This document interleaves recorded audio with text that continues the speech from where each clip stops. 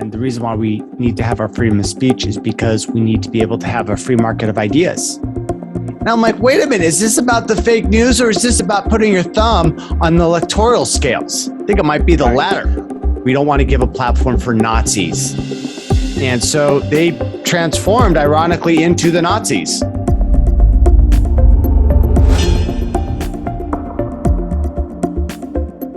Hey guys, thanks for watching us on JSlay Made in the USA. I'm here today with Zach Vorhies, also known as the Google Whistleblower, who blew the whistle to Project Veritas, and then the story kind of exploded. So Zach, it's great to have you today, and thanks for coming on. Thank you very much, Jeremy. It's good to be here. Yeah, you're welcome. And before we say anything else, Zach, you got a book that's out there right now. If you don't mind holding that up, let's go ahead and give it a plug. So Google Leaks, a whistleblower expose of big tech censorship. How long did that one take you, man? It took me like a year to birth. And I wanted to get everything that I had done into something that was very comprehensible and easy to read.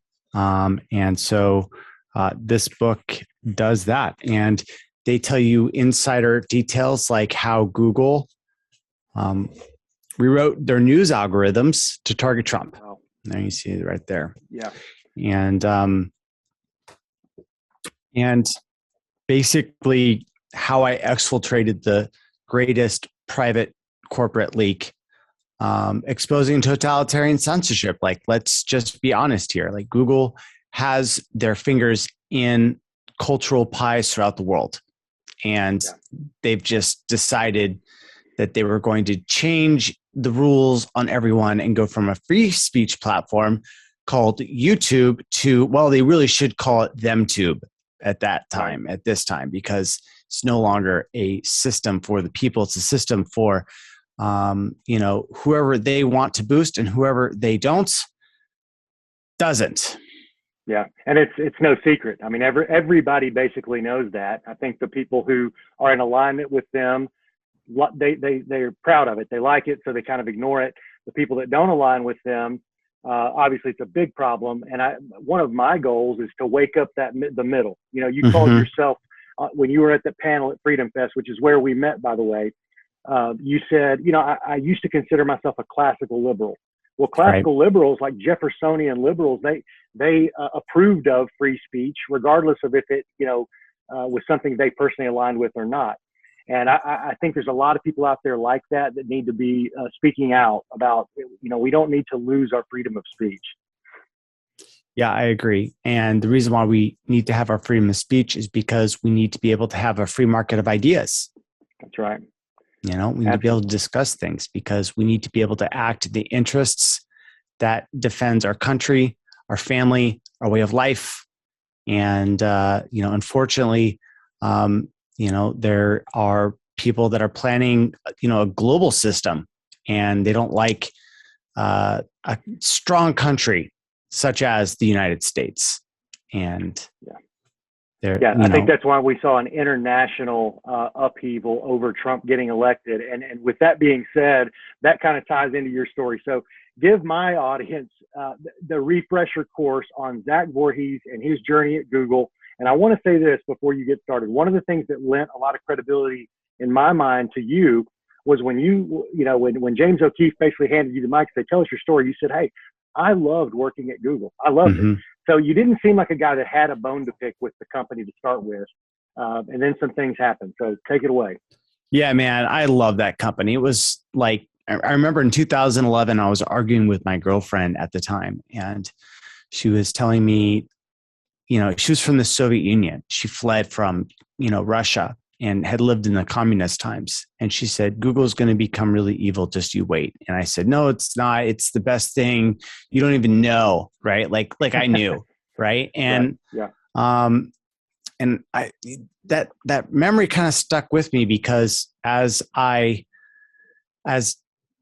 Trump won the election, Google became that really evil company that, my girlfriend at the time warned me about. And when I think back, it's just so interesting. Like the company that was like the very best, that was promoted by all of the propaganda media, back in the day when I was blue pilled, and they're all saying, "Oh, Google's the best," and da da da da. And I was like, I remember feeling so happy that I was going to be this like Google engineer. It was like the highest of the high, right? Right? Like it's the hardest thing to achieve as a computer science engineer is getting a job at Google, and I got it. And it was really an amazing experience. It felt like working on the Starship Enterprise, like literally. Yeah. Everyone is, just the smartest person you've ever met in your life. And it's so very interesting.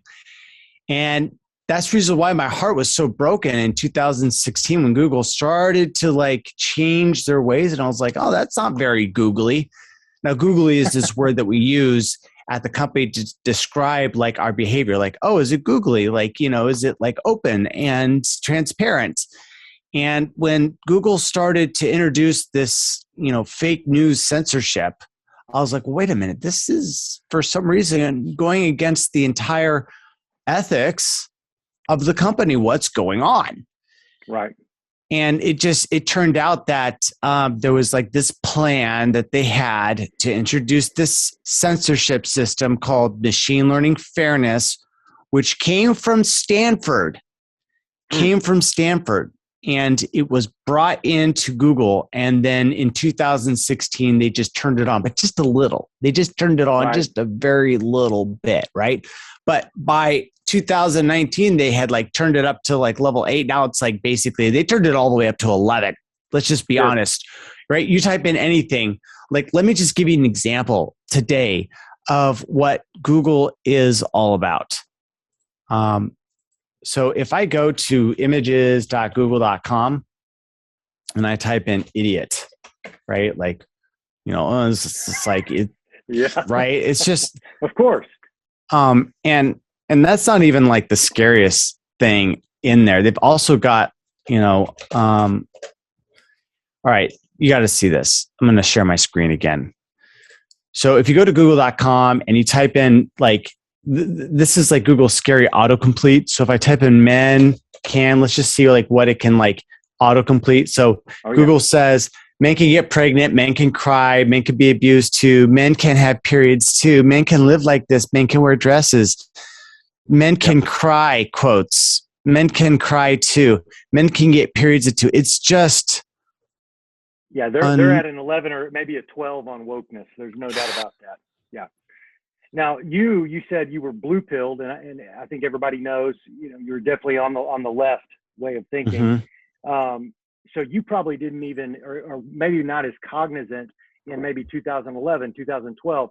I think a lot of people who were on the right were already seeing it kind of happen because we were more in tune with what we're getting censored, or when we type this in, it's not auto filling the way that it should. Yeah, it's not giving those kind of things were happening a little bit. But you said there was a point in time in Stanford.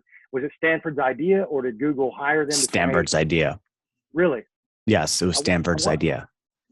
Okay, specifically for Google, or was it just an idea for technology that they started, shopping around?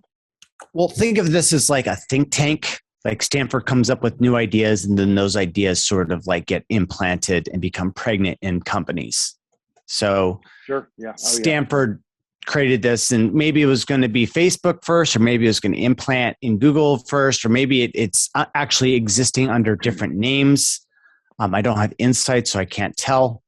But it basically was thought up by the ethicists at Stanford and then just got ingested. And you may actually remember this, right? Like they were planting the seeds for this whole thing. Like they're like, oh, we took like an AI and then we put it on the internet and then everyone made it racist.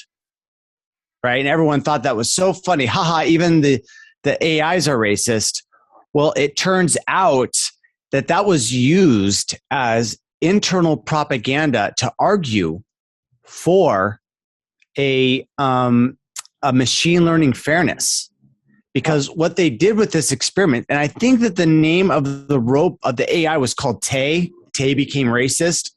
But the point of the experiment was and the reason why it became racist was because a bunch of people had a campaign to make it racist by entering in a bunch of racist terms. So they just fed it a bunch of racist terms, and all of a sudden this thing was like spouting all kinds of crazy stuff.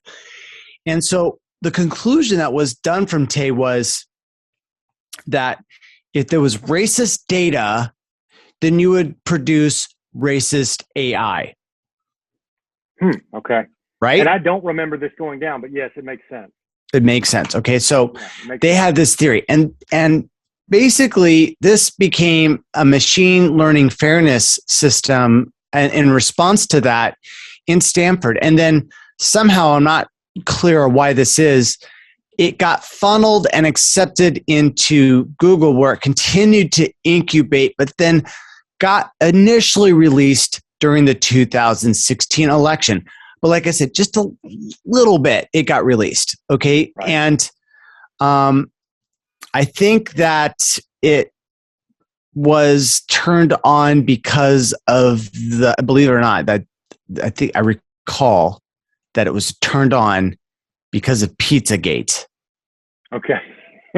Yeah. Okay.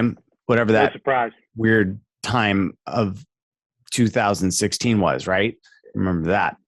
So they turned it on for Pizzagate, and they had like all this internal propaganda that the company was producing on fake news. And so I went in and I saw like, well, what's the fake news team doing? Because Google's an open and transparent company. I could just do that as a full-time employee. And when I looked at the fake news team, you know what I saw? I saw that that 4 out of the 5 examples that they were using had to do with Hillary Clinton. And I'm like, wait a minute, is this about the fake news, or is this about putting your thumb on the electoral scales? I think it might be the latter. So I decided that this was unfair, that this was meddling in elections, that Google was actually operating as kind of an unregulated, lobbyist. And so, but I mean, I'm not going to like blow the whistle just because of that, like at my company. I basically, what happened was I put red lines in the sand, and I said to myself, Google's not going to cross these, right? And every single time Google crossed those red lines in the sand. And then I would draw another red line in the sand, right? And then Google's like, oh, we're going to ban Alex Jones from YouTube. And I went, oh my God, I can't believe it. They actually crossed that red line. And it was a slow process, Jeremy, that led me to realize that the only thing that I really could do as a responsible citizen of the United States is tell the public that this was happening. Yeah, good for you, man. Yeah, because Google was lying. I want to show you a little video here. So let me be clear.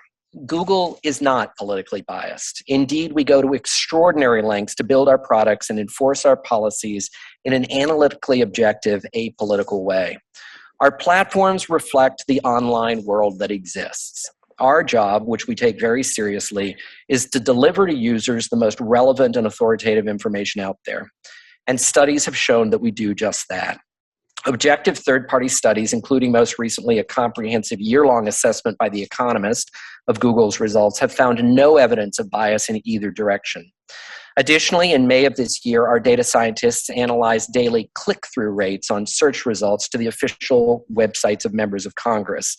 The data showed no difference in these metrics. God, I can't even listen to it. Just can't listen to it anymore. It's just so filled with lies. I was sitting inside there and I was like listening to that on the inside as a Google employee. And I was like, wait a minute, we're not using like blacklists. We're not using political filtering. Like really? And what I did is I just literally typed into the MoMA internal search engine blacklists. And this just document, for the audience, when you say internal, so this is not something that your average American had access to. No, right? This is special access. Very so good. I literally typed in blacklists, like, hey, we don't really use blacklists. And I literally found this blacklist named Blacklist. You'd think they'd be smarter with all this machine learning. I mean, can they not even run like their own search query on their internal databases when they're talking this stuff to Congress? So, yeah, that's essentially like the level of gall that Google has to lie to their stockholders, the American public, and to Congress.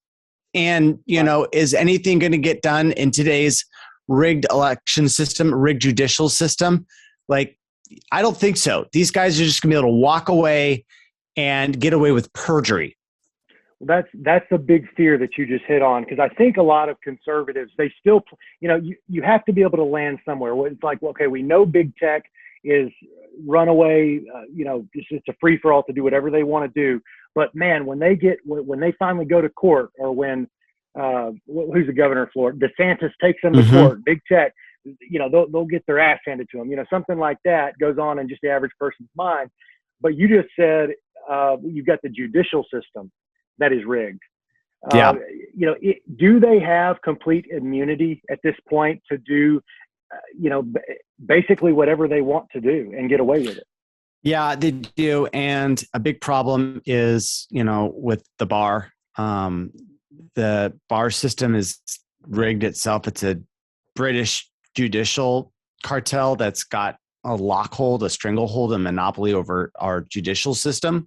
So that's one part of it. Another part is the fact that Obama hired a lot of judges and transformed this country. And a lot of his Obama appointees are,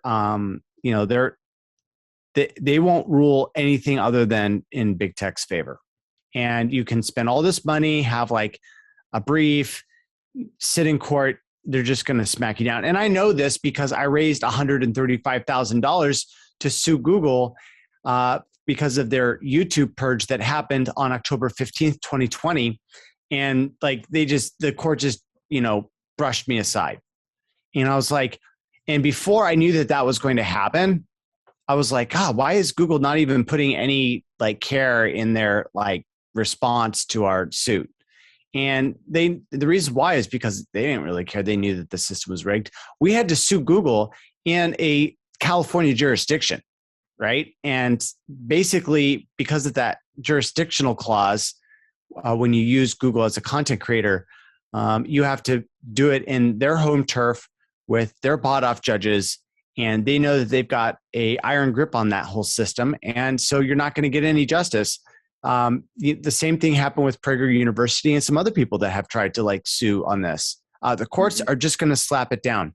The only way that we can get out of this mess is to use technology and leverage that, because technology can move faster than essentially like the law is. And right now, Facebook is using that to sidestep any sort of civil rights, right? Like, hey, for whatever reason, we can ban you from our service. We don't have to tell you why. Your file is secret, and you've got no ability to appeal.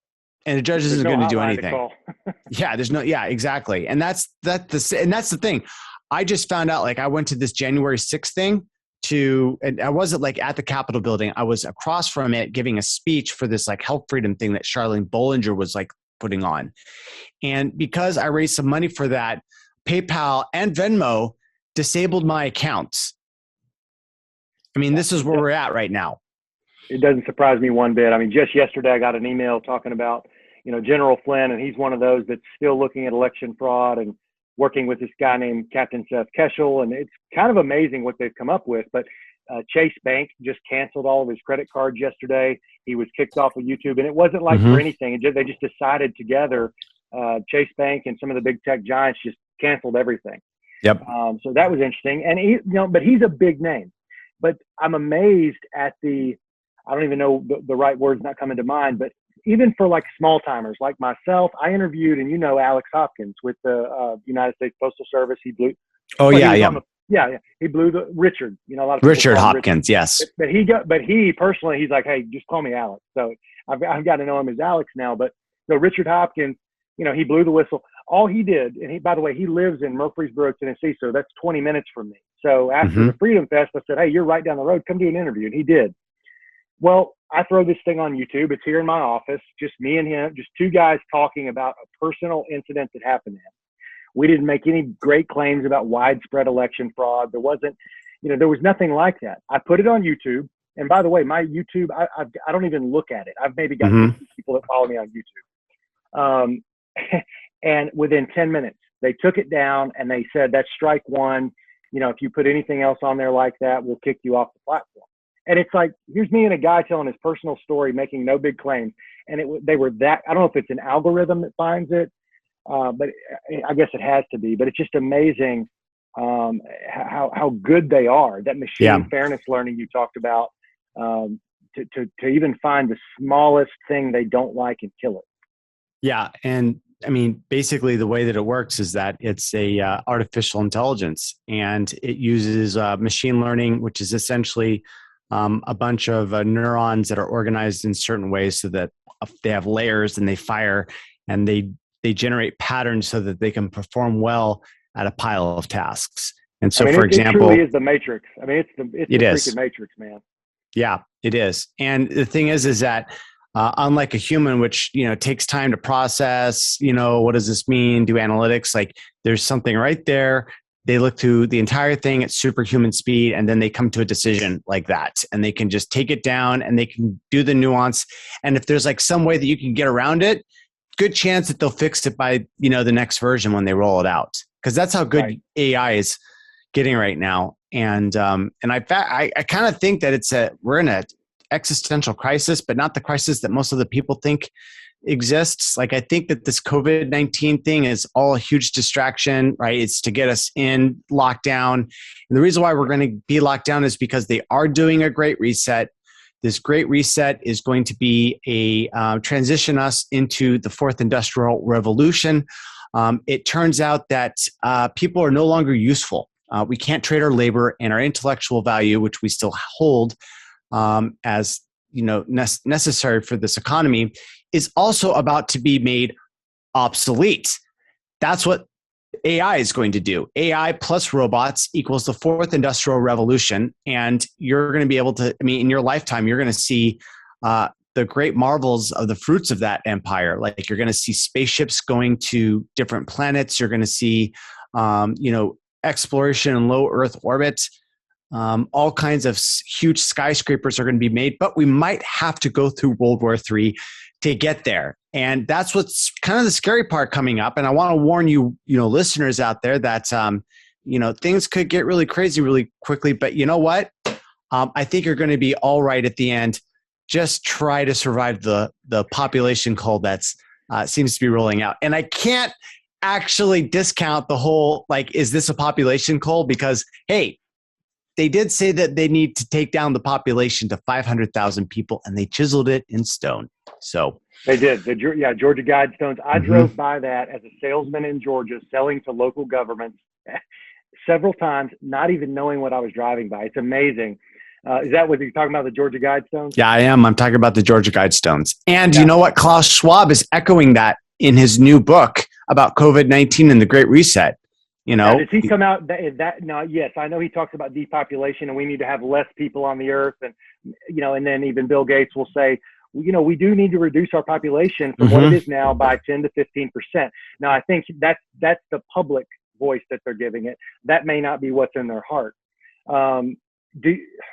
Here's my problem, or my question, I guess, for you. And I didn't think we were going to go in this direction. So when you're thinking of Klaus Schwab and the World Economic Forum and those players at that level, and the shadowy figures behind them, if you get into the Rothschilds and all that stuff, there's a select few that really know where this is going and want it to happen. I think most people are like, hey, it's great to go to Mars. It's great to build huge skyscrapers. And if we could feed the planet through, engineering and maybe have a little bit less population due to just smarter decisions with birth control, fantastic. But they really don't know what these people have planned. And the only way that you can plan for those things, and one, you called it a population cull, right? CULL, which give me the definition of that word. Is it a depopulation? Like when you cull the herd, there's an outbreak of disease within my cattle. We need to cull the herd so that we can preserve the healthy individuals. Now I understand what you're saying by our human intellect of the masses of people. You can't really trade on that. It's not as useful as it used to be because of AI. But to what benefit does it do Bill Gates and Schwab and those others to reduce the population to 500,000 people? I don't really think that they're calling the shots. So I think it's people you've never heard of or know or seen. The shadowy figures, right? Yeah, behind them. And I think that basically, look, we've got this beautiful lie that this whole world was built for us. but throughout the long arc of history, societies have been wielded by, despots, tyrants, and dictators. And right now we're in that phase where the people that are the secret dictators are like, okay, well, let's just take the theater curtains down and kind of reveal like what's really going on, because we're about to have so much power because of the fourth industrial revolution, which they have. I mean, they've got the data, they've got the data centers, they've got the computing processing power. It's in the hands of like this cartel. And they're like, hey, we're just going to, roll out and, take the curtains down and reveal that the theatrical performance is no longer that, hey, we were just making it all up anyways. That's what I think is happening right now. Yeah, and they have the power to throw it right in your face and say, well, what can you really do? But you said a minute ago, you gave some hope. You said, I think we're all going to be all right in the end. Just stay alive, through what's next. Do you have hope, really? I mean, I know you're selling a book and you're working on other things, so life continues to move forward. But in terms of humanity, in terms of America, for instance, like there's a lot of people that still think that the great problem of our times is between the Democrats and Republicans. If we can just get those damn Republicans back in office, we can win this thing. And I think it's really far beyond that right now, where it's so global. There's so many shadowy figures that may have trillions of dollars at their disposal. How can we win? How does freedom win? Can it win? Freedom is great because it's kind of like it gives you a bonus on your productivity and innovation, and gives you like an extra few points in your growth curve over the long term. And that really like adds up, which is the reason why the United States was like so good. And so we have to like figure out what the competitive edge for freedom is going to be going into the digital age. And, one of the things. So right now, people would have said human happiness. Human happiness is so powerful in terms of our own, our mentality, but you're saying our own brains as far as the masses of people. No, I'm more like what benefits the oligarchs, because, even though we think that the world is controlled by the people, actually it's controlled by factions of oligarchs that fight against each other. And so it's more like, the reason why freedom was preserved through America, before we had this imperialism, was because a decentralized system just produced more oligarchs, and they were happy with that system. And they just outcompeted the authoritarian oligarchs that were lazy and didn't innovate anymore, right? And so then World War II came around, we just sort of, dominated. And so in order for freedom to be preserved, it has to be able to have a increased fitness on the oligarchs that are within that jurisdiction. And that's the thing, is that in order for freedom to be preserved, it's not about what matters to us as the individuals. It matters to those that hold the strategic assets of the planet. And my hope is that freedom will be in their interest, because I like freedom and I want to continue. And that's what I've been trying to like put my book right here. I'm like, hey guys, you that own businesses, this is what's happening. You're going to get wiped out. Do you want to let this happen? You might want to like check out and see what's going on, because you guys are going to lose it if you let Google keep on going down the path that they're going down. Is Google, Google's obviously a huge player. Are they pretty much, are they by far and away the biggest? I mean, how does Facebook stack up? How does these other big tech organizations stack up? I mean, it's like billions of users. Like some may have more than others. I don't know how many of them are fake, and they might be pumping the numbers. But I mean, they've got a significant fraction of a billion people. Maybe 10% of the world's population is on like their platforms. So it's massive. And if that gets to 20% or 30%, that's really, really, really, really dangerous. So I would say like 1 billion users, 1.2 billion for Google. Don't quote me on that. That's just a wild guess. But and that equates to power, right? I mean, it's not that's dollars and power, every user you have. Right. And here's how it's power. Okay. There was a professor, a doctor, a PhD, Dr. Robert Epstein, not Epstein, Epstein. And what he did is he was a psychologist, and he set up this experiment. And what he did is he took people that were neutral on a subject, and then he asked them to get information about the subject and then come to a decision on whether they agreed or were against that subject, right? what he found is that if he manipulated the search engine that they used to get results, what he could do is that he could change their opinion of the situation, in a 90-10 in either direction, just by manipulating the search results that they had access to.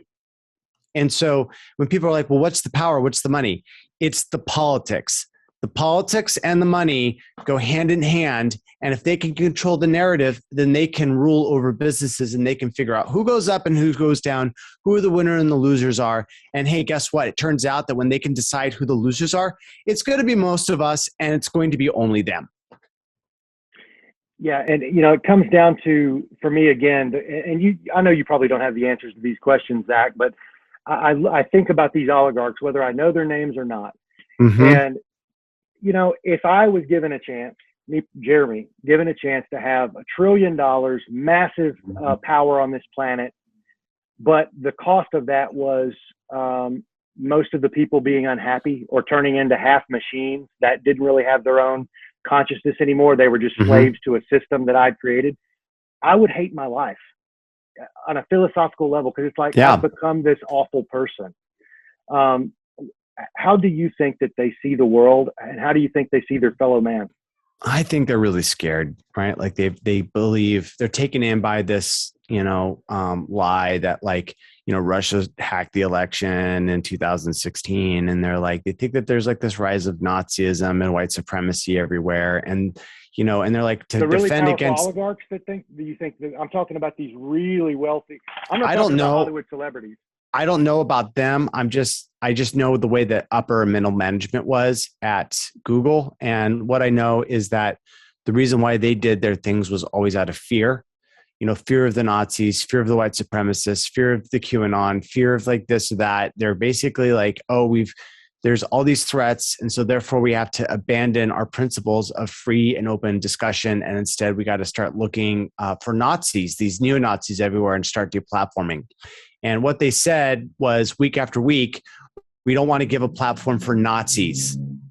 And so they transformed, ironically, into the Nazis. Yeah, it's unbelievable gaslighting. And, you look across America, and if you take where are you from, Zach?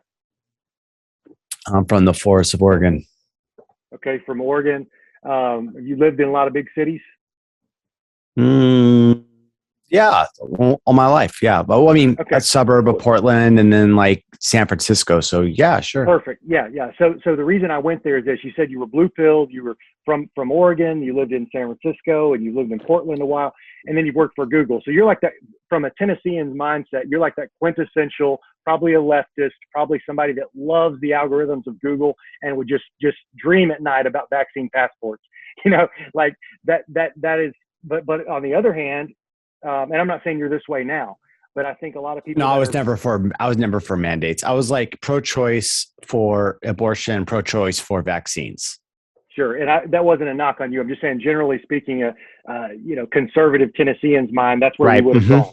I think, but Google is the other way, and people that live in San Francisco that would think of, okay, what about a white guy in Tennessee, Middle Tennessee, never really lived in a big city. He's been an athlete. Gosh, he's probably kind of a racist, even if he doesn't know it. And he probably knows people in the KKK, and he probably knows some neo-Nazis or something. And I think about my life, and I think, how many actual racists have I met? By definition, not the anti-racism. And it's so few and far between. And most of the people that might slide into racism, it's because they're frustrated that the Black community continues to make decisions that are hurting themselves. And it's like, what are they doing? It's that kind of thing. So I don't even totally know where I was going there, but it's funny for me to talk to a guy like you, who's just from such a different place, originally at least, and think about that juxtaposition of things. But I just feel like there's so few of those people that Google was so afraid of. The middlemen, you said that they live in fear of, we got to search out these Nazis. They're out there. And I'm not saying that they're not out there, but gosh, it's hard to find them, and they have no power. The moment they say, I'm a KKK member or I'm a Nazi, they lose all social credibility. They have. Right. So I want don't know if you got anything to add there. to do a video. I want to play a video for you on why this happens. It's called the Ash experiment. Let's see if this.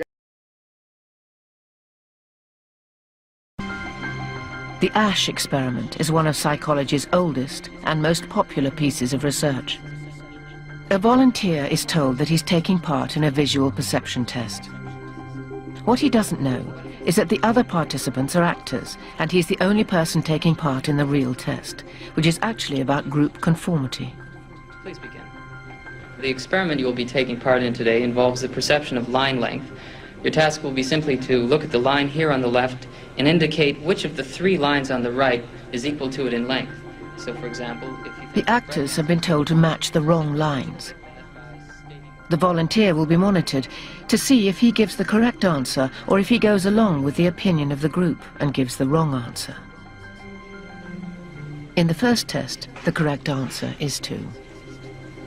1. 1. 1.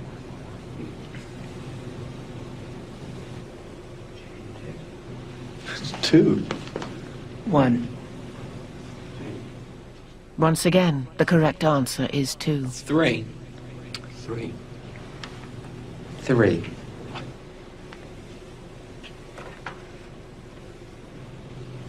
3. 3. The Ash experiment has been repeated many times, and the results have been supported again and again. We will conform to the group. Again, we're very social creatures. We're very much aware of what the people around us think. We want to be liked. We don't want to be seen to rock the boat, so we will go along with the group. Even if we don't believe what people are saying, we'll still go along. 1. 1. 1. 1. Group dynamics is one of the most powerful forces in human psychology. 1. 1.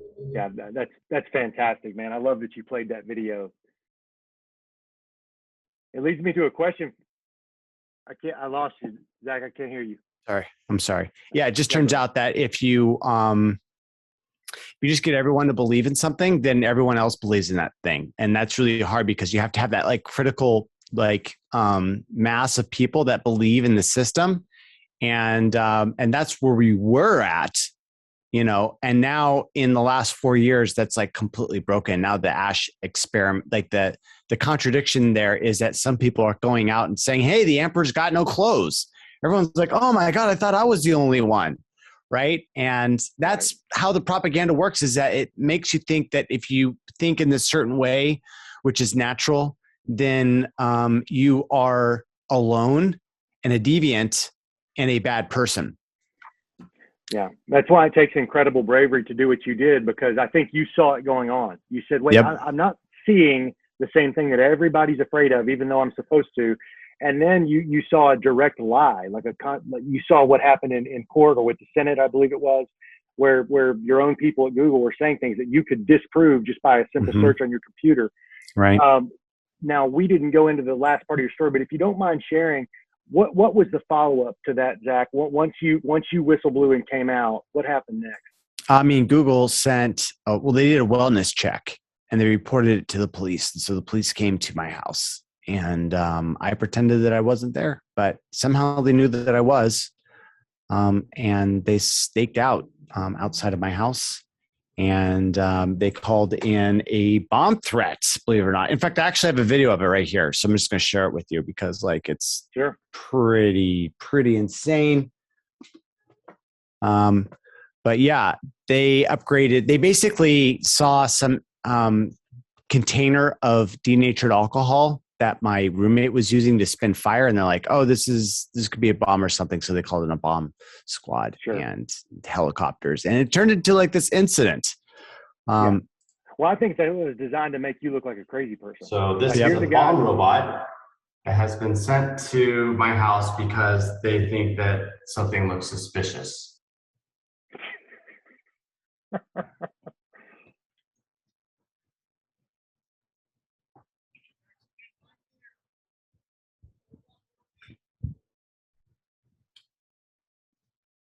Oh my God.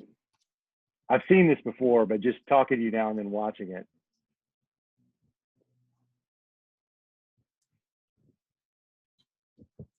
And I told them that I was going to be recording them. So there was like a negotiation that happened before I decided that I was going to come out.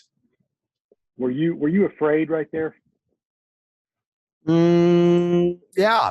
Yeah. I had a certain degree of fear. I didn't know what was going to happen. And I was like, is this going to turn out badly? Are they going to find a way? Like, my biggest worry was that they had like a preordained edict and they were like, oh, we got to get this guy into jail. So we're just going to like make something up.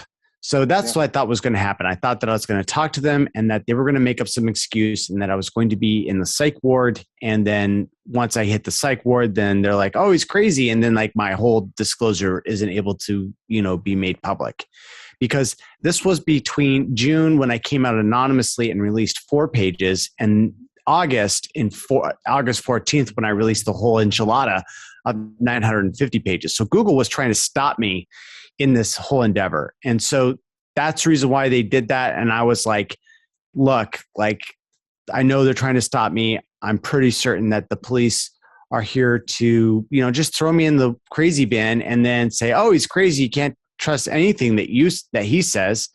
But, I actually had prepared for this moment. And so when the police came and they detained me and they were asking me, why would Google call in this like wellness check? And I was like, because I'm a whistleblower and I've just sent 950 pages of their internal documents to the DOJ.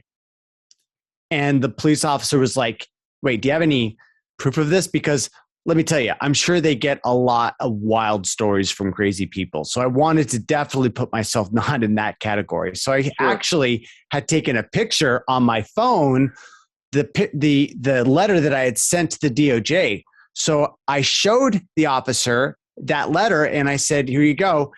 This is the proof of my letter. And he was just like, oh my gosh, you're a whistleblower. And I said, yep, I am a whistleblower. And so then everything de-escalated. We even started to joke around.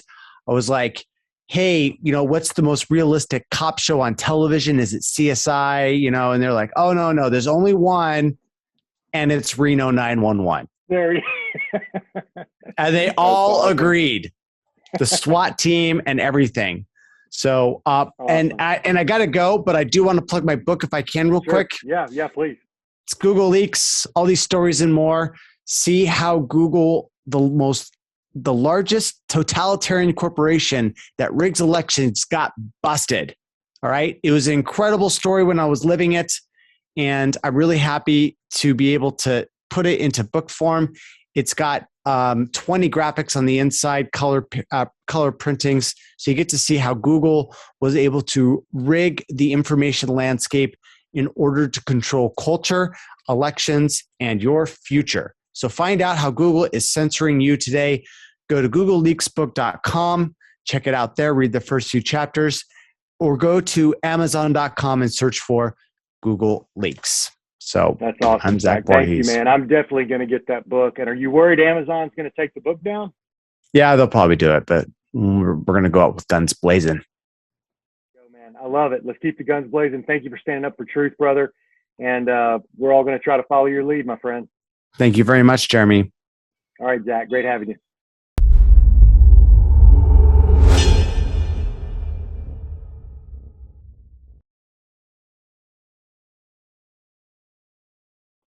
Talk to you later, my friend. All right, anytime. See ya. Hey, Zach. I'm not going to leave the meeting quite yet. So, yeah, man, thanks again. I know I just said thank you and all that. Is there anything, what I probably will do is just kind of touch up some of the editing, make sure it looks good, sounds good. You have any special requests or anything else you want me to splice in that would help, add some impact? Yeah, just whatever you want, man. It's just all there on my website, zachvorhies.com. Okay, perfect. Last thing for this personal question. I'm really putting myself out there, just being I've been a roofing salesman for 10 years and I didn't have to do this in terms of putting myself out there. But if I were to get a bigger name or whatever, I would kind of have a target on my back in terms of censorship and things. You felt in danger before, right? Didn't you have like a kill switch thing that you had set up in case? Okay. Going forward, do people like myself are we in danger if you're in the media at any level, and you're exposing things? Hold on a second. I think I got a meeting right now. Are we in danger? Is pretty much the thing.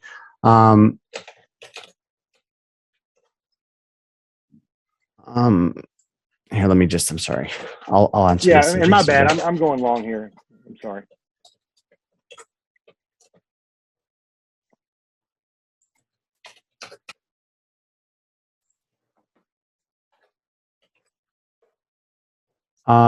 Look, man, like if you want to take the safest bet, it's just to lay low, buy some gold, buy some land in Costa Rica, and just sort of like wait it out. I think that the United States could be headed towards some sort of like financial implosion because, look, here's the thing. There's this petrodollar, and the petrodollar relies on the artificial scarcity of oil. Oil, fossil fuel, artificial scarcity, right? Like this natural gas that the earth sort of farts up is like plentiful, and we've got like hundreds of years of that. And so it's like our entire currency system is based off literally fossil fuel.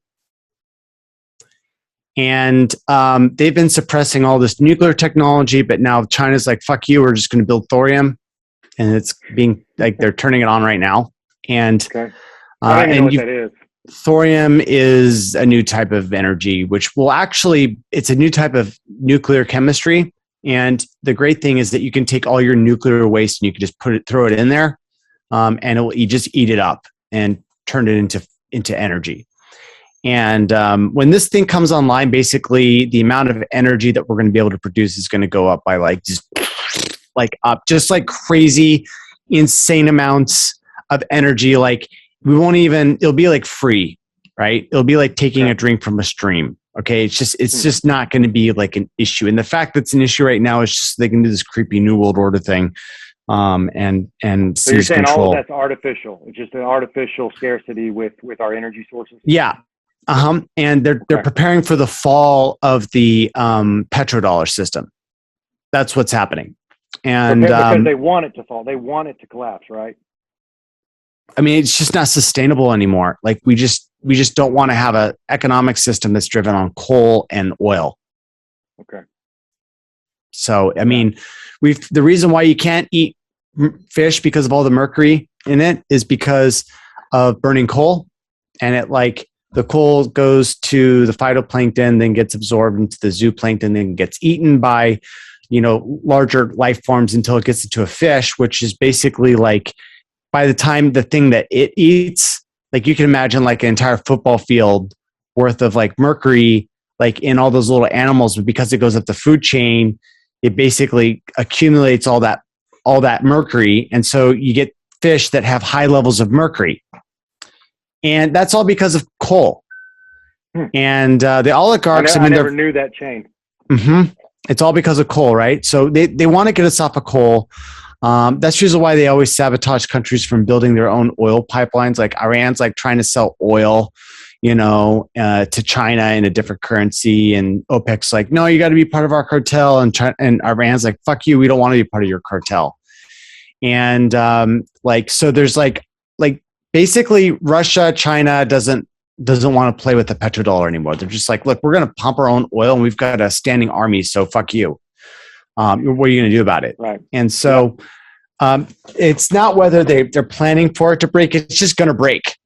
Like Iran and Russia doesn't want to play ball. They want to build their own pipelines. The United States isn't going to stop them. So they're now preparing for a new multipolar world. And eventually, fuel will just become some sort of super cheap, commodity that will decrease in price, as time goes on.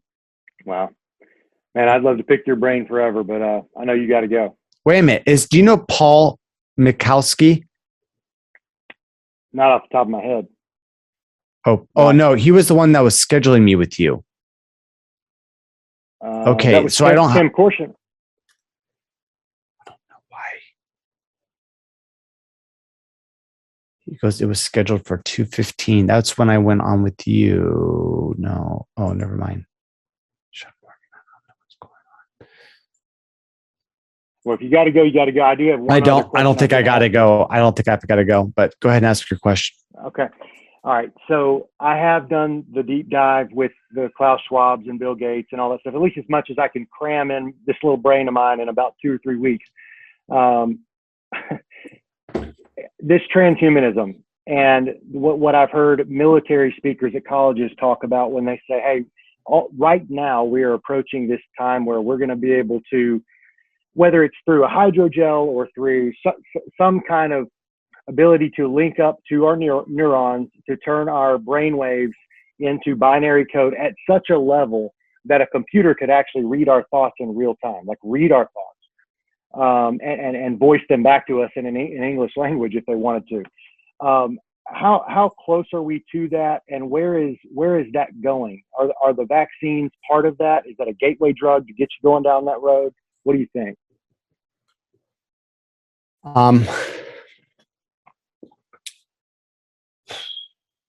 I mean, I think that what they're trying to do is they're trying to get rid of all the core things that allow us to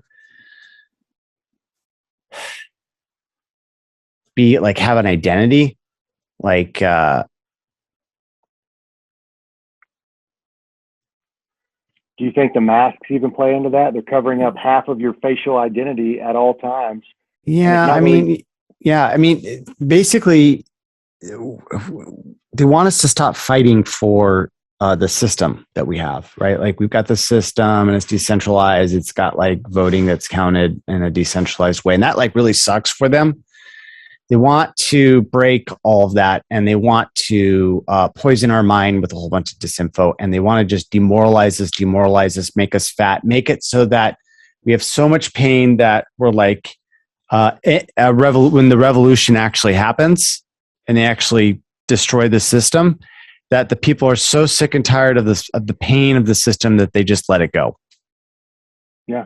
Well, hey, and there's echoes of that happening all the time. You know, we've got mouths to feed and lawns to mow. I mean, like regular people still have regular jobs out there, millions of us.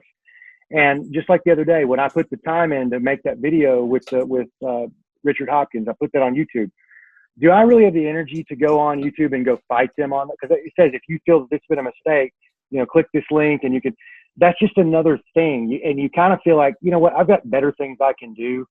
And you kind of give up, or like when you get fact checked, like you could go down the road of finding out, well, is this fact checker legit, so I could go prove my point, and you don't have the time or the energy. Most people do not, so they just kind of give up. And I know that's not exactly what you're saying, but it's a version of it, of people who normally want to fight for freedom. They're just busy and overwhelmed with their regular life, and they already know that big tech's got it out for them, that they're not willing to fight because it's like, how can I who can fight this beast, you know? Yeah. I'm agreeing with you basically. I'm just saying on a small level, it's happening all the time. I mean, at some point you're just going to have to give up, like, and realize that, okay. And I think that's what's going to happen with the kind of the shock and awe that's coming. Because right now it's kind of like out of our hands. Like we voted for the president of the United States. They cheated a lot, systematically. And so at this point it's like, we don't have a social contract in place. So at this point, it's up to basically the rich people of our society to band together and prevent this globalist takeover. They've got the means to do it, and hopefully they get their act together. And I'm talking about like the Eric Princes and, you know, the military-industrial complex. Like they're gonna have to get together and be like, yo, man, we need to like save this thing. And luckily, we're all like worth like $1 billion and above. Let's get together and like save this thing so we can have a prosperous United States in the future. And at this point, it's like the little guy, it's kind of like time to just possibly stand back and just let the fireworks go. Because I think that this is a war between titans now. It seems like all the titans, though, are the globalists. I mean, you've got, you know, you talked about middle management with Google. And I almost think of Donald Trump. He's got, you know, 10 billion or so dollars. But he's like middle management level in terms of power. Maybe he's even on the low end, like very low end, in terms of big names. And he's the one that, you know, that's the Q people and all that, you know, they're fighting. There's our guy. There's our guy who's fighting for freedom, who knows American greatness and goodness is bringing it back. But even if America, where am I going with this? I guess the question I have is, if all of the billionaires in America that believe in freedom, maybe they're not in alignment on everything, but they basically believe in Americans' Constitution and freedom, they all band together, do they even have power compared to this global thing going on of the Klaus Schwabs and the Bill Gates of the world? I mean, could America stand on its own and say, yeah, I mean, I think it's really easy, and I think I know what the solution is. The solution is that,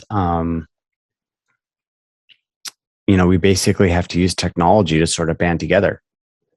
And that's the reason why they're so adamant about so much censorship. They want our own technology? You're not talking about using the existing platforms. You're talking about creating your own ecosystems. Is that what you mean? Yeah, creating our own ecosystems. Like Dave Rubin was censored, so he partnered up with Jordan Peterson and created On Locals, and it's a safe space from censorship, and that's amazing, right? That's what we need to do. That's the way out of it, because we're going to be like, okay, look, you don't have to grant us permission for who we can connect with or associate with or talk with, or even the content of which we talk. But that doesn't mean that you can stop me from creating my own house and setting my own rules inside that cyber house. And, if they want to disagree with us there, then let us come into our house and tear it down.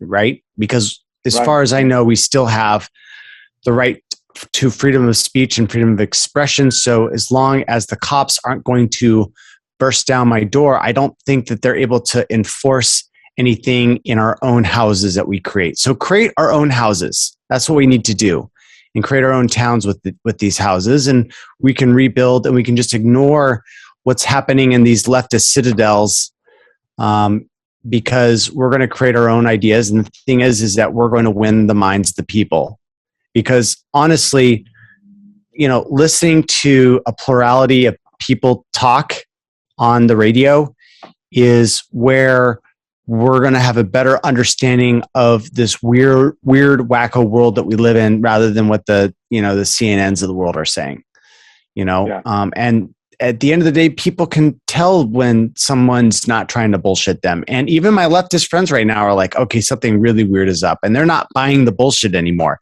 This COVID thing is so fucking crazy. They're like, okay, what's going on? Like they found out that Vietnam's like in full military lockdown. Australia is now like in full military lockdown. If you say the wrong things on Facebook, you can be arrested and hauled off to prison for incitement. Not even tell you what kind of incitement. They're just like, which basically means that you've got the wrong idea and you've said the wrong thing on social media. That is what has happened to Australia. That looks like that's what's going to happen to the UK. Which is part of that demoralization of the common person, to get them to shut up, just give up, right? They just want you to give up. But you're saying we need to have this ecosystem where we don't have to give up. We can create our own. Well, they haven't got the United States, and that's the important thing to know. Like if we were in Australia, it'd be like, yeah, give up. It's a new world order. We've lost. In the United States, we still have a fighting chance. And where goes the United States, where goes the world? So don't think it's over. Like these fuckers are, have built themselves an edifice of lies and deceit, and the whole house of cards is coming down right now. Yeah. So a lot of this, what you think about where the world's going, it ties back into so many things for individuals. Religious worldview, people, and I'm a Christian. I read the Bible, I read Revelation, and it talks about at the end times, people will say, who can fight this beast, this system that's created, and it's going to be global, and there's going to be people that don't take the mark, whatever the mark is, can't buy or sell. So I don't want to believe that that's where it's going. I don't. It's a very difficult thing. I don't know where you stand on any of that. I'm not trying to pry there. But do you believe though that the world is going to just go and go and go? It's what we make of it, and let's see what happens. I think this is off the record, by the way. I guess it is a religious question. Like, well, first off, I think that so I was raised in the Roman Catholic Church. I don't consider myself a Catholic. I don't know exactly what the boundaries of Christianity are. I think that religion plays a very important use in society, because if you don't have a society with religion in it, it falls. And if you have a society that is falling, you can restore it by reintroducing God. That's from Yuri Bezmenov, KGB defector, that was an expert in the active measures to subvert a country. What he has to say about this is very interesting. Has convinced me that the reason why we have religion from a useful, like how does it improve the fitness of a society, is because of this one point. Because when you have it, you have a society that lives, and if you don't, it crumbles to the ground. Now, I believe that religion is basically a way to contain our behavior, make society more stable. It makes the individual more stable if they have it in their head. I also believe that, the people that wrote the Bible, they're kind of the oligarchs. Not very many people knew how to write back then. Very slim, like less than 1%, way less than 1% knew how to write. So each one of them were these like royal bloodliners. So they basically fashioned this Bible together. And the thing is that I think, like in the way that the elites like worship Lucifer and they call him a fallen angel, I've kind of like put this, my own like personal opinion, that maybe what they're referring to is some sort of like ancient astronaut that came and diddled with the monkeys on the planet, and that gave them the gift of the intellect of fire, and that hybrid human basically like spread across. And the proof of this is actually in the Rh negative bloodline. If you look at that, it's actually an impossible bloodline. There's no way for it to have formed in the human population, because basically what it is deletion from an enzyme related to the breakdown of protein. And every single primate has it, is Rh positive, or it has this enzyme. It's only in the human primate species that you find that there are Rh negative blood types. Somehow they got it so that they had a deletion of this gene. And that shouldn't actually happen in nature for technical reasons. And for some reason, it was introduced into the population. The Rh negative bloodline, I think, is involved in some mythology saying that it's proof that we come from a divine fallen angel bloodline, and that's mixed in. And if you look back into like the Book of Enoch, which is a book that was deleted from the mainstream Roman Catholic Bible, whatever, you'll see that there's a description of some sort of it describes the fallen angels, the Nephilim, that come to Earth, and that they mix in. That's in the Book of Genesis. That's in the Book of Genesis. Well, they talk about it a little bit. They talk about Enoch, but it's actually in a different Bible set, the one that they use in Ethiopia. I think it's Coptic, but I'm not entirely sure. You should check out the Book of Enoch, because it talks more in depth about these Nephilim that come to Earth and breed with the humans, that basically produces this hybrid giant species. And what's really interesting too is that like also the Greeks have stories about this. And also what's interesting is that it appears that archaeology, the study of human civilization, is just a fucking fabrication, and that humans have been around for like a completely different timeline that's like longer. And so I think that a lot of these like religious stories are basically like the oligarchs taking the truth and then like forming it into a different way so that they can get everyone under a system of mind control, and that these little bits of parts that are true come in, and we feel those parts. We're like, oh yeah, but one of the things, and this is just my personal opinion, and I hope you don't get offended at this, but I think that the idea that there is only one Son of God, and that's Jesus, is a heretical statement.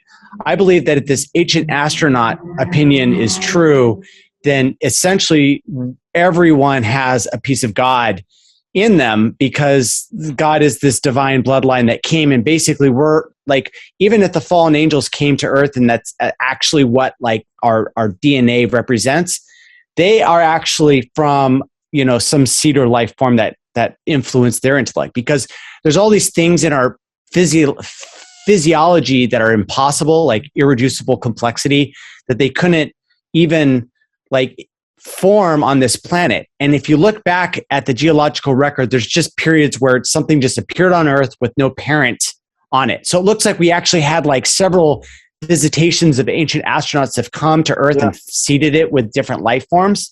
And so possibly, like, I believe that there's a supreme intelligence of the life in the galaxy, and I believed it probably formed over 1 billion years ago.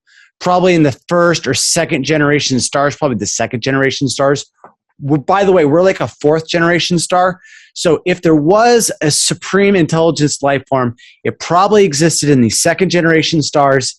And once it became sentient, like maybe it's like a glob, right? Like a blob. And it like was able to like basically like slowly form and master itself and then cross the stars. Once it becomes a star-faring life form, it's only going to need about 2.5 million years to colonize the entire galaxy, moving at less than 10% of the speed of light, or maybe at the 10% of the speed of light. And once you figure that out, what you realize is that the entire galaxy is already colonized, and they've probably made all these different life forms.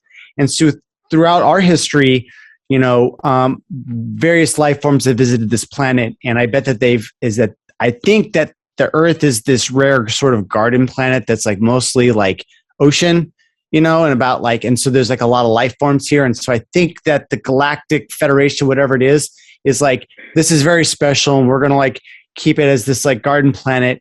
And we're also going to monitor the human species. And my guess is that we've got some sort of surface rights on the planet, and that whatever is here has already colonized the Earth, and that they've gone underground, because you don't need to go very far underground before you basically become undetectable. So my guess is that they've colonized the interior, just underneath the surface of the moon, either the dark or far side. I'm guessing all over the place, also underneath ground. And I think that we're on the surface, and basically we're kind of being pushed into this new age, and that they're kind of like having this like symbiotic relationship. But I think that that's possibly the reason why we're under control. Or fuck it, maybe my brain is just in a jar sitting in a simulation, and all this world is like just a figment of the system. But I really do believe that like seriously, if there's aliens, they're already here. They've already got like a head start. There's 100 billion fucking stars in our galaxy. So the chances that we're the first one with a head start is basically infinitesimally zero. Someone else got it before we did. They came here to the solar system. They've inhabited it. And once we get to a certain level of consciousness, we're going to like develop AI and develop the space. I mean, basically at some point when we develop that technology where we can like burrow through the Earth, they're going to like come out and say, hey, by the way, you only have service rights. We own the planet, like let's say 1 kilometer below the surface and beyond. Right? So we may only own the top shell of this planet for all I know. And that when we get to a certain level, the rest of them are going to introduce themselves and be like, congratulations, you've now reached the point where, you're now able to play with the big boys. Welcome to the Galactic Federation. You get to claim representation, as is your birthright as being part of this galaxy. That's what I think is going to happen. And I think that before we can play with the big boys, that some royal bloodliner has to get the whole planet on the exact same page. And I think that Mr. Rothschild thinks that it's them that is to do it. So we'll see what happens. But that's what I think is actually going on. And I could be wrong. Well, there's a lot there. There's a lot there. Everything from you said some. I'm familiar with all of those. No, I wouldn't say all, but 90% of the things you said, I at least have some familiarity with. I love studying science, and I love studying just anything about why we are here. Now, I still landed amazingly back in my Christian faith. I mean, for a long time, I was willing to follow what I considered evidence wherever it leads. And there was one thing you said though that I guess I disagree with in terms of the oligarchs who wrote the Bible. Most of the people that wrote it, whether you're talking New Testament or Old, were pretty like poor, average, like common people. That's one of the amazing things about it for me, which points to a possible divine source. For me, yes, divine source is you've got people who were on the out, like ostracized by their societies. I mean, the early Christians, Rome threw them into with the lion. Look, I mean, there's obviously a lot of good stuff there, but they also snuck in Revelation, which was written by a cabal. Okay, Revelation is not like, I hope you see that. Like, you just read Revelation again. I don't see that. Revelation. I read it yesterday. Revelation is done by the cabal. Okay, they inserted that. You should look at the history of it. There's a whole conspiracy tunnel about that, but they literally inserted the book of Revelation, and I see that pattern in there. And they're trying. Shoot me the info that you have that points to the cabal, because I know what the cabal is. Shoot me whatever info you have on that, just because I'd like to read up where you're coming from on that. Mm-hmm. But Revelation aside, the point that I was making is most of these people weren't kings, they weren't leaders, outside of David, being in Solomon in the Old Testament. These were not the people that you would think have given us the Bible. You would think it would be the Babylonians and the Romans, and those mm-hmm. Those cabal leaders from that era would be the ones writing the script, you would think. I mean, it's the Greeks, right? Like, it was the Greeks that made a lot of the writings. I mean, I think that it was like either popularized or then rewritten, but I think that a lot of the canon came from the Greeks. It was the Jewish people in the Old Testament. And in the New Testament, it was, again, the Jewish people living in Rome. Matthew, Mark, Luke, and John, Paul, they were all Jewish. Oh, let me see. Greece, Bible writers. Now this one, I would actually really stand up against, for my argument here, because unless you're saying the Old Testament was made up by the Greeks to talk about this fictional Jewish tribe, it's either that or it was actually the Jewish tribe writing about themselves. I mean, they got 666 in the Book of Revelations, right? Like, how do they get that symbol in there? Like, that's valuable real estate. Here's the thing, man. If you're coming at it from, the Bible's not true, just like it just can't be true, then you're like, okay, well, somebody later had to insert this. No, I'm not. It's not that it's not true. It's that it's useful, and it improves the fitness of society when it adopts that book and internalizes it. That's the reason why it outcompetes other systems. I mean, Islam's got like its own rules, and it's done pretty well in its competition out there against other religions, right? And I think that there's like this sense of propagation that has to go, and if you have these certain tenets within religion and this code of ethics that you have, then you have a really great society where you don't rob people and you don't murder people and all this other stuff. Well, I wouldn't exactly put Islam in that camp, but they're nice to you as long as you're you don't disagree. Muslim.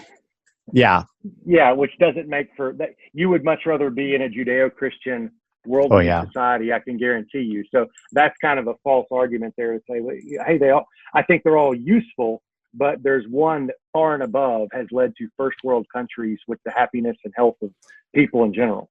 Yeah. And I want to add that, I was kind of earlier in my life sold on this whole like liberal order, like where we're kind of like secular and then like I saw the result of that and they just replaced it with fucking machine learning fairness. And so now I'm like, oh, okay, well, it looks like we have to have this by default in our society. Yeah. And so, and if we're a godless, like this is why godless societies fall, is you take away the religion, in this code of ethics, and then people still need it. So something needs to fill that vacuum. So the state will just insert the cult state into them. So they become, it's like you go to North Korea and it's like everyone's made a cult out of the dear leader. Mm-hmm. What's his name? Of North Korea. Kim Jong-un? Kim Jong-il. Jong-un. Yeah. Whatever it is. That's right. So, yeah. And that's what I think that's what scares me, is that I feel that these states are going to want to replace religion with some sort of like cult like religion, right? And I see like what they're doing with QAnon, and that really worries me because like, I kind of got sucked into it too. And with AI and infinite writing produced by machine intelligence, you can just like hit a button and just start generating, ideologies that get people sucked into that. And it's like, we got to get into a place where, we have to, it's weird. We actually have, with the age of deepfakes coming on, we literally have to have something come through and say, this is what's real and this is what's not. And if it's in this thing, if it's in this container, then it's real. And if it's outside of this container, it's not. Because if they don't, well, I got this friend, and what he wants to do is he wants to destroy all of the puppet strings of all the little politicians by creating counterfeit blackmail. And so but he doesn't want to do it because that's illegal. He wants to get other people to do it. And so his idea is that if he can get intelligence agencies to create counterfeit blackmail, then it will basically give all the different politicians around the world plausible deniability, so that they can get out of, because it's not that he wants to get pedophiles off. He just doesn't want the blackmail strings controlling society, because that's really evil, and that's led to lots of really bad outcomes, like Epstein Island, right? Yeah. And Bill Gates, and the blackmail of our political class and business class in the United States. Yeah. So it's all crazy, man. Well, Zach, it's a pleasure talking to you, buddy. I've got to run. I am going to reread Revelation, which I'm reading it all the time these days. But shoot me what you got on that about the cabal and being the writers of it. And maybe we'll stay in contact on that subject. Also, Muhammad. Oh man, what's his name? No, Muhammad. Right, that's his actual name. Just Muhammad. Yes. Was a white dude. Look it up. It's true. He was a white dude. That's why they don't have depictions of him. That one I don't have any beef with.